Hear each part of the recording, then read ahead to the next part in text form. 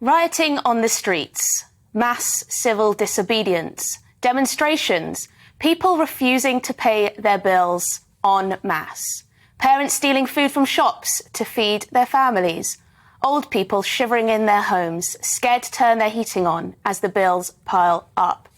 This might sound extreme. As British citizens, we are stoic. It's not in our nature, at least for most of us, to cause trouble, scream and shout, stomp our feet, as we've seen on the continent. We can put on a jumper, make savings, give up the luxuries.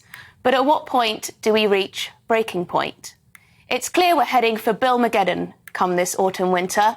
We've been warned that we may face annual energy bills of £3,850. That's 3 times what we were paying at the start of the year. How will it be come Christmas, knowing that in January you could be facing a bill of £500 for that month alone?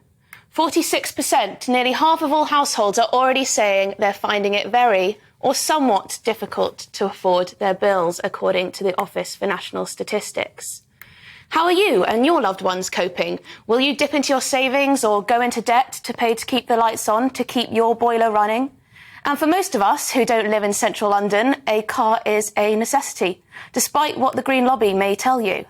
How will you find the money to keep filling up your car when the cost is over £100 a pop?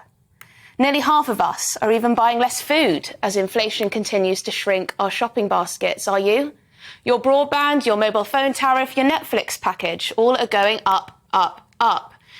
And it won't just be the elderly who will be sat in their homes huddled under blankets. It's not just the poor who will become destitute. The middle classes will start getting hit by this too, and that's when things will really kick off.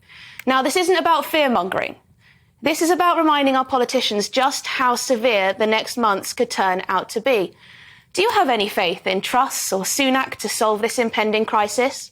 Sure, Rishi has been quick to dish out the handouts and U-turn on scrapping VAT on energy bills, but he gives with one hand and takes with the other, doesn't he?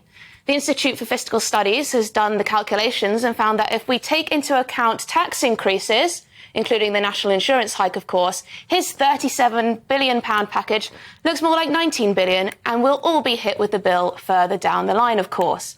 Truss has at least signalled her desire to put a temporary moratorium on the Green Levy to cut our bills, and acknowledged the importance of producing more domestically produced gas. Keir Starmer, on the other hand, seems to be living in a fantasy world, that somehow a counterproductive windfall tax will suddenly cure all our woes. In the immediate future, the government will need to spend more on welfare payments, no doubt, or else the consequences will be utterly appalling. But whoever becomes our next Prime Minister needs to understand just how severe the impending cost of living crisis will be. For too long, our politicians have prioritised net zero targets over our energy security. But what's more important to you, an arbitrary target or being able to pay your bills? What do you care more about? Of course, we cannot control Putin's malicious control of gas supplies. But the only sustained way to get energy bills down is to build, build, build. The government up till now has deliberately throttled the North Sea in its pursuit of net zero. It banned fracking for fear of the Green Lobby. Even now, Kwasi Kwarteng is sitting on a report that could give the green light to fracking. We've got the resources under our feet. Why aren't we digging them out? Apparently, we can wait until the leadership contest is over, but we can't wait. We need gas now. And yes, sure, wind farms, solar panels will all be a part of the energy mix. But in the peak of summer, it was us, it was Britain that was forced to go to Belgium, paying over the odds to import their energy to avoid a blackout here. And whoever thinks nationalisation is the answer, I've seen that going around, certainly has more faith in our politicians than I do. Some have pointed to France and its state-owned utility as the ideal, but it is no such thing. Indeed, it looks increasingly likely that France may be heading for blackouts as its ageing nuclear reactors struggle to keep up with demand. And while it may be popular to bash the oil and gas companies, guess what? They're the ones who we desperately need to invest in securing our energy supply for the future. We need their investment. Sure, we're in a better position than many EU countries. Less than 5% of our gas comes from Russia, compared with half of Germany's. But Britain is far from immune. We saw how our country mobilised, how our government rallied when it came to the COVID vaccine rollout. We need to see the same sense of purpose, the same call to arms, the same drive, and we need it now.